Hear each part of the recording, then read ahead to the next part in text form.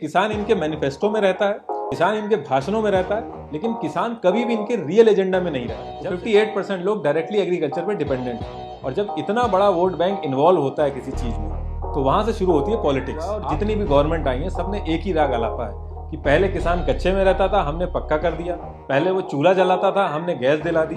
जबकि असल बात यह है कि पक्के मकान में वही रह रहा है जिनके बच्चे खेती छोड़ के बाहर जॉब करने गए हैं। ये पूरी दुनिया में इकलौती ऐसी जगह है जहाँ पे ओनर सस्ते में बेच रहा है और कंज्यूमर महंगे में खरीद रहा है, और जिसका ना लैंड है ना अनाज है, जो मिडिल मैन है वो सबसे ज्यादा मुनाफा कमा रहा है। एक किसान हो और आपने पूरे साल भर मेहनत करके एक फसल उगाई है, अब उस फसल को आपको बेचना है, तो जो हमारा करंट सिस्टम है उसमें हम 3 तरीके से अपनी फसल को बेच सकते हैं। पहला है लोकल मार्केट, दूसरा है एपीएमसी मंडी और तीसरा है एमएसपी। पहला ऑप्शन है लोकल मार्केट। इसमें किसान अपनी जान पहचान के साहूकार किसी शॉप पे या किसी लोकल मार्केट में अपनी इंडिविजुअल कैपेसिटी में जाके बेच सकता है। अब 30 से 40 किलो की बात हो तब तो वो ये कर सकता है, लेकिन जब कुंटलों में अनाज होता है तो उसके लिए एक इंफ्रास्ट्रक्चर चाहिए होता है, जैसे कोल्ड स्टोरेज, वेयर हाउसेज, इनमें बहुत पैसा लगता है। तो इसमें गवर्नमेंट ने एक सेकेंड ऑप्शन दिया एपीएमसी मंडी का, जो कि स्टेट गवर्नमेंट रूल करती है। इसमें कोल्ड स्टोरेज, वेयर हाउसेज, हर एक चीज का वो लोग टेक केयर करते हैं। किसान को सिर्फ ट्रांसपोर्ट पे पैसा लगा के वहां तक जाना है और अपना सामान बेच देना है। जब अनाज लेके किसान एपीएमसी मंडी पहुंचता है तो वहां पे कमीशन एजेंट होते हैं जिनका काम होता है लोडिंग, अनलोडिंग, बिडिंग के लिए प्रोसेस पूरा देखना। वो एक तरह से फार्मर्स के रिप्रेजेंटेटिव की तरह एक्ट करते हैं। फिर वहां पे नीलाम करता होता है जो कि पूरा बिडिंग प्रोसेस कराता है। फिर अलग अलग बिडर्स आते हैं और जो बिडर सबसे ज्यादा पैसा देता है फार्मर को, फार्मर उसको अपनी उपज बेच देता है। एपीएमसी मंडी को अगर सिंपल तरीके से समझना है तो जिस तरीके से फ्लिपकार्ट और अमेजोन काम करते हैं, ठीक उसी तरीके से एपीएमसी मंडी भी काम करती है।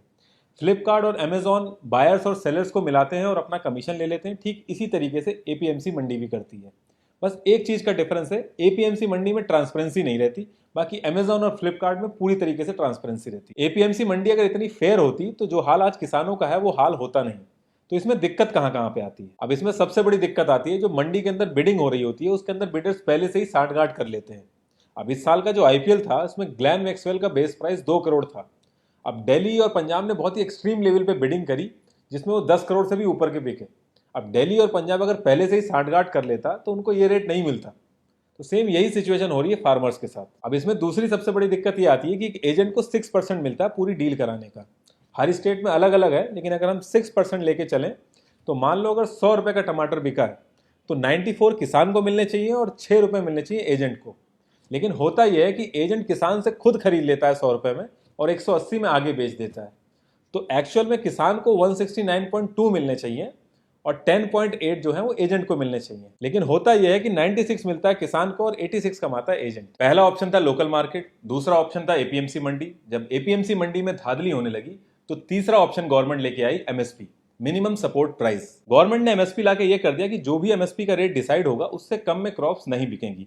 अगर मार्केट में आपको उससे कम रेट मिल रहा है तो आप सीधे गवर्नमेंट के पास जाइए और अपनी क्रॉप एमएसपी रेट पे जाके बेच दीजिए। जैसे अगर मैं वीट का एग्जांपल लूं तो इस समय जो करंट रेट चल रहा है वो 1925 चल रहा है पर क्विंटल, जो कि बढ़ के 1975 हो गया है। तो अगर आपको अपना गेहूं बेचना है तो आप सीधे गवर्नमेंट पे जाइए और एमएसपी रेट पे बेच दीजिए। लेकिन ये हर एक क्रॉप के लिए नहीं है। 23 एसेंशियल क्रॉप है जिसपे एमएसपी लगता है और बाकी किसी पे नहीं लगता है। एमएसपी आने से भी किसानों की प्रॉब्लम सॉल्व नहीं हुई। जो भी रेट एमएसपी का गवर्नमेंट डिसाइड करती थी, लोगों ने उससे ज्यादा देना ही बंद कर दिया। बिडिंग प्रोसेस में भी एमएसपी का जो रेट होता था उसके आसपास ही बिडिंग लगती थी। यहाँ तक कि जो लोकल साहूकार भी थे वो भी यही कहते थे कि आपको बेचना एमएसपी पे ही जाके है, तो इतना ट्रांसपोर्ट का पैसा आप लगा रहे हैं, इससे बढ़िया आप यहीं बेच दीजिए। तो कुल मिला के जो मिनिमम सपोर्ट प्राइस था ये मैक्सिमम सपोर्ट प्राइस बन गया। अब इसमें एक दिक्कत और आती है कि एमएसपी पूरे इंडिया में सेम रहता है, लेकिन फार्मिंग की जो कॉस्ट होती है वो हर एक स्टेट में अलग अलग आती है। इतनी सारी दिक्कतों के बाद भी जब किसान एमएसपी पे बेचने निकलता है तो वहां भी काला बाजारी आ गई है। एमएसपी का जितना भी प्रोसेस है, मैनेजमेंट और स्टोरेज, वो सारा एफसीआई देखती है। तो जब किसान अपनी फसल लेके वहां पहुंचता है तो उसको कोई ना कोई बहाना बना के उससे चक्कर लगवाए जाते हैं। अब किसान की जो फसल है वो हर दिन उसका रेट कम होता है, फसल खराब होने का भी डर रहता है और जो उसने बैंक से लोन लिया है उसका इंटरेस्ट हर दिन बढ़ता है। तो किसान ज्यादा दिन वेट नहीं कर सकता, वो मार्केट में जो भी रेट मिलता है उसमें जाके वो बेच देता है। फिर वही अधिकारी उसी मार्केट में जाके कम रेट में खरीदता है और जो गवर्नमेंट का रजिस्टर्ड होता है उसमें एमएसपी का रेट चढ़ा देता है। एमएसपी बर्डन बन चुका है गवर्नमेंट के ऊपर, ये गवर्नमेंट खुद कई बार बोल चुकी है। गवर्नमेंट एमएसपी के रेट पे खरीदती है और कम दामों में राशन कार्ड पे उसको देना पड़ता है। अगर मैं करंट सिचुएशन की बात करूं तो 19 रुपए 25 पैसे पर केजी के हिसाब से उसको गेहूं खरीदना पड़ता है और 2 रुपए पर केजी के हिसाब से राशन पे देना पड़ता है। और जो इंफ्रास्ट्रक्चर की वजह से जो नुकसान होता है हर साल वो अलग से। 90,000 करोड़ का नुकसान हुआ है अनाज खराब होने की वजह से, क्योंकि प्रॉपर इंफ्रास्ट्रक्चर ही नहीं है हमारे पास। अब ये तो हो गई करंट सिचुएशन फार्मर की। अब ये जो नए बिल आए हैं इनसे क्या क्या चेंजेस आएंगे। जून 2020 में गवर्नमेंट इस बिल को ऑर्डिनेंस की तरह लेके आई। जब एक्सट्रीम सिचुएशन हो और पार्लियामेंट सेशन ना रन कर रहा हो तो प्रेसिडेंट ऑफ इंडिया के पास पावर होती है कि वो इस तरीके के ऑर्डिनेंस ला सकते हैं। तो पहला है the farming produce trade and commerce. इसमें आप एपीएमसी मंडी के बाहर भी बेच सकते हैं। जो छोटा किसान है, जो स्मॉल स्केल फार्मिंग करता है, वो अभी भी मंडी के बाहर ही बेचता है। लेकिन अगर आप एक लार्ज स्केल फार्मिंग करते हैं और आप चाहते हैं कि गवर्नमेंट एमएसपी से आपकी फसल सिक्योर रहे, तो आपको एपीएमसी मंडी के अंदर ही बेचना होगा। 7,000 एपीएमसी मंडी एरिया वाइज डिवाइडेड है और हर किसान को अपने एरिया की एपीएमसी मंडी में आके ही अपनी फसल बेचनी होगी। अब मान लो एक किसान डिस्ट्रिक्ट के बॉर्डर पे रह रहा है, दूसरे डिस्ट्रिक्ट की एपीएमसी मंडी उसके पास में है, लेकिन उसके बाद भी उसको अपने एरिया की ही एपीएमसी मंडी में आना होगा और फसल बेचनी होगी। तो इस बिल के आने से अब किसान एपीएमसी मंडी के बाहर भी बेच सकता है किसी भी प्राइवेट कंपनी को, और जो भी सेल और परचेज होगा उस पर स्टेट गवर्नमेंट कोई भी टैक्स नहीं ले पाएगी। जब किसान इतनी दूर से ट्रांसपोर्ट में पैसा लगा के एपीएमसी मंडी पहुंचता है और एपीएमसी मंडी वालों को भी पता है वो यहाँ के अलावा कहीं बेच नहीं सकता, तो ऐसे केस में मोनोपोली हो जाती है और किसान की जो नेगोशिएशन पावर है वो खत्म हो जाती है। आप कभी भी वीक साइड पे बैठ के नेगोशिएशन नहीं कर सकते। ओवरऑल अगर आप देखेंगे तो इस बिल से लार्ज स्केल फार्मर को ही फर्क पड़ेगा। जो स्मॉल स्केल फार्मर है वो ऑलरेडी मंडी के बाहर बेच रहे हैं और उनका अनाज इतना नहीं होता कि वो ट्रांसपोर्ट में पैसा लगा के दूसरे स्टेट में जाके बेचें। अब अगर ये बिल इतना अच्छा है तो फार्मर्स प्रोटेस्ट क्यों कर रहे हैं? तो सारी बात आ जाती है गवर्नमेंट की इंटेंशन पे। फार्मर्स को ये लग रहा है कि प्राइवेट प्लेयर्स को इन्वॉल्व करके गवर्नमेंट जो एमएसपी का बर्डन है उससे पीछा छुड़वा रही है। दूसरी दिक्कत इसमें यह भी हो सकती है कि जब प्राइवेट प्लेयर्स इसमें इन्वॉल्व होंगे तो एपीएमसी मंडी को नुकसान होगा और कोई भी मंडी नुकसान में नहीं रन करेगी। तो ये भी माना जा रहा है कि जब 3-4 साल ये प्राइवेट कंपनीज बहुत अच्छा रेट देंगी, जब एपीएमसी मंडी डेड हो जाएंगी तो प्राइवेट कंपनीज अपनी मनमानी करेंगी। जब बीएसएनएल के पैरेलल में एयरटेल और आइडिया आए थे तो लोगों को लग रहा था कि उनको एक बेटर ऑल्टरनेटिव मिल गया है, और जब बीएसएनएल डेड हो गया तो एयरटेल और आइडिया ने मन चाहे रेट लिए। फिर यही सेम चीज जियो ने एयरटेल और आइडिया के साथ करी। शुरू में इंटरनेट फ्री दिया और बाद में फिर उसका चार्ज लिया, और आज की डेट में एयरटेल और आइडिया दोनों ही लॉस में है। गवर्नमेंट स्कूल के पैरेलल में भी जब प्राइवेट स्कूल आए थे तो सेम चीज हुई थी, लेकिन आज जब गवर्नमेंट स्कूल में कोई जाना नहीं चाह रहा तो प्राइवेट स्कूल अपनी मनमानी कर रहे हैं। अब दूसरा बिल है the farmers empowerment and protection agreement.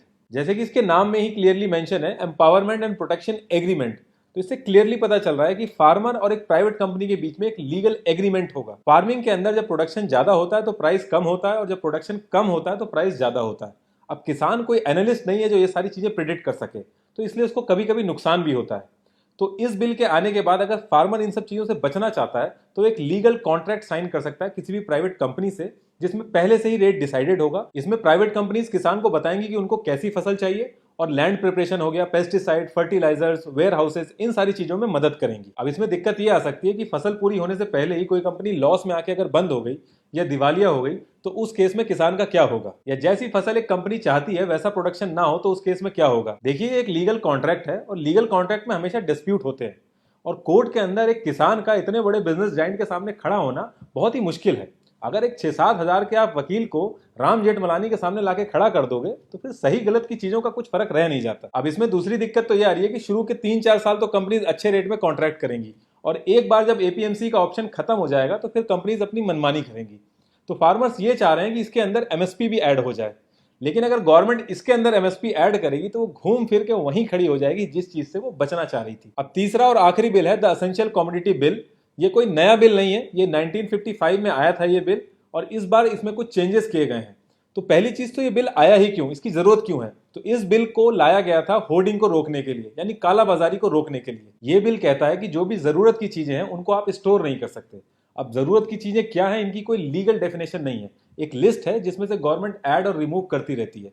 जैसे कि मार्च 2020 में हैंड सैनिटाइजर और मास्क को गवर्नमेंट ने ऐड कर दिया था इस लिस्ट में, और फिर 1 जुलाई 2020 को इस लिस्ट से इसको हटा दिया था। जैसे ही इस लिस्ट के अंदर कोई प्रोडक्ट आता है तो सारा production, supply, distribution government control करने लगती है। जब डिमांड बढ़ती है तो प्राइस भी बढ़ता है। अगर आज की डेट में पूरे मार्केट से कोई आलू उठा के स्टोर कर ले तो अचानक से आलू के प्राइस बढ़ जाएंगे, फिर अपने मन मुताबिक वो आलू को बेच सकता है जैसे चाहे वो। तो ऐसे केस में गवर्नमेंट आएगी और आलू को उठा के एसेंशियल लिस्ट में ऐड कर देगी।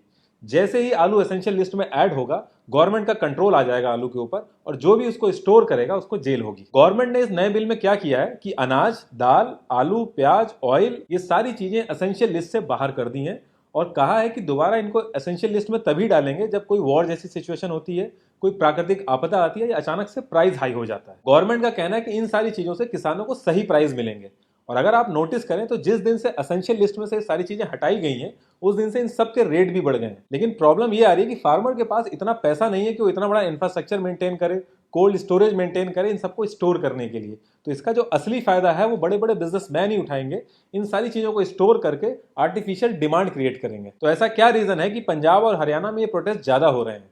तो पहली चीज तो यह है कि दोनों स्टेट की जो इकोनॉमी है वो एग्रीकल्चर बेस्ड है।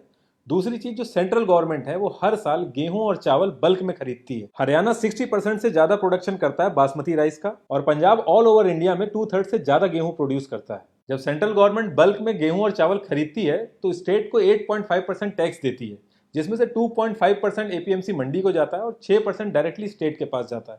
अगर मैं सिर्फ पंजाब की बात करूं तो लास्ट ईयर 3600 करोड़ रुपए मिले थे इसी टैक्स से, जो कि ये लोग यूज करते हैं फ्री इलेक्ट्रिसिटी वगैरह देके फार्मर्स को इलेक्शन के टाइम पे। तो इस बिल के आने से अब वो चीज बंद हो जाएगी। ऐसा नहीं था कि गवर्नमेंट को पता नहीं था कि कौन कौन से स्टेट में प्रोटेस्ट होंगे या किस लेवल के प्रोटेस्ट होंगे, कौन कौन पार्टी छोड़ सकता है। गवर्नमेंट को बहुत अच्छे से पता था, इसीलिए ये बिल जून में कोविड के टाइम पे लाया गया। प्रॉब्लम यह है कि हर एक पार्टी को पता है कि जो एग्रीकल्चर सेक्टर है 15% जीडीपी को कंट्रीब्यूट करता है। लेकिन अगर मॉडर्न इकोनॉमी की बात करें तो एग्रीकल्चर को हमेशा सेकेंडरी रखते हैं लोग। लेकिन उसके साथ साथ एक प्रॉब्लम यह भी रहती है कि 45% पॉपुलेशन इंडिया की डायरेक्टली एग्रीकल्चर पर डिपेंडेंट है और 15% इनडायरेक्टली डिपेंडेंट है। यानी कि कोई ट्रैक्टर की मैन्युफैक्चरिंग कर रहा है, कोई पेस्टिसाइड बना रहा है, तो 58% लोग डायरेक्टली एग्रीकल्चर पर डिपेंडेंट है। और जब इतना बड़ा वोट बैंक इन्वॉल्व होता है किसी चीज में तो वहां से शुरू होती है पॉलिटिक्स। आप नोटिस करेंगे किसान इनके मैनिफेस्टो में रहता है, किसान इनके भाषणों में रहता है, लेकिन किसान कभी भी इनके रियल एजेंडा में नहीं रहता। जब से देश आजाद हुआ और जितनी भी गवर्नमेंट आई है सबने एक ही राग आलापा है कि पहले किसान कच्चे में रहता था, हमने पक्का कर दिया, पहले वो चूल्हा जलाता था, हमने गैस दिला दी। जबकि असल बात यह है कि पक्के मकान में वही रह रहा है जिनके बच्चे खेती छोड़ के बाहर जॉब करने गए हैं, जिनका परिवार आज भी खेती में लगा है, वो कच्चे मकान में रह रहे हैं आज भी। सबसे ज्यादा किसान के बच्चे फौज में जाते हैं। एक लग्जरी कार खरीदने आप अगर जाएंगे तो 7.5% से रेट ऑफ इंटरेस्ट स्टार्ट होता है।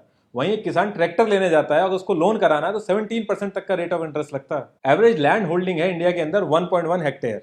अगर मैं 1 हेक्टेयर की बात करूं तो उसमें से 27 कुंटल गेहूं निकलता है 6 महीना खून पसीना बहाने के बाद। जो करंट रेट चल रहा है वो है 1925 रुपए पर कुंटल, जो गवर्नमेंट ने एमएसपी पे डिसाइड कर रखा है। तो उस हिसाब से एक किसान की 6 महीने की इनकम हो गई 51,975 और मंथली इनकम हो गई 8,662 और एक दिन की इनकम हो गई 288। और ये एक जने की इनकम नहीं है, क्योंकि पूरा परिवार उसमें इन्वॉल्व होता है, तो ये पूरे परिवार की इनकम है। इससे ज्यादा पैसा अगर एक इंसान किसी रेलवे के जंक्शन में जाए और सिर्फ 4 ट्रेनों के अंदर चढ़ जाए और वो मांगना चालू करे तो इससे ज्यादा पैसा कमा लेगा। जब से देश आजाद हुआ है किसान की इनकम 19% बढ़ी है। मतलब आजादी के टाइम पे अगर वो 100 रुपए कमा रहा था तो आज की डेट में वो 119 रुपए कमा रहा है। वहीं एक एमपी की सैलरी 280% बढ़ी है।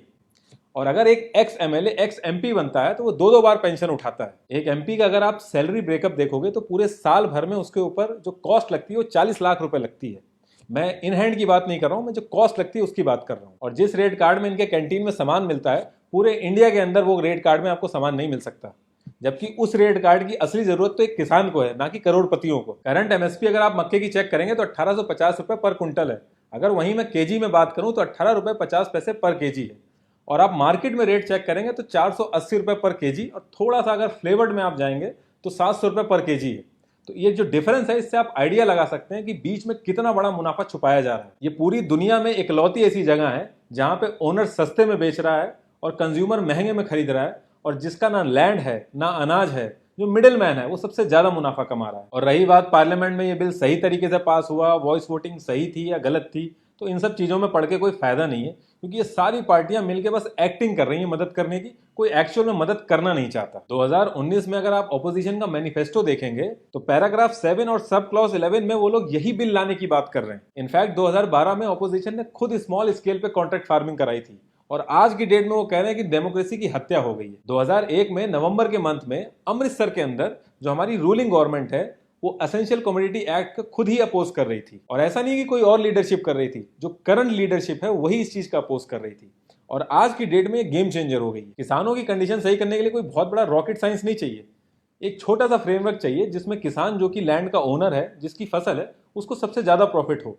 जब से हमारा देश आजाद हुआ है हमारी गवर्नमेंट ने बहुत बड़े बड़े डिसीजन लिए हैं। पाकिस्तान के 2 टुकड़े कर दिए, 370 हट गया, रातों रात 500,000 के नोट हट गए। तो इन सब डिसीजन के आगे ये सब बहुत छोटी सी चीजें हैं, लेकिन ये होगा पॉसिबल तभी जब गवर्नमेंट चाहेगी।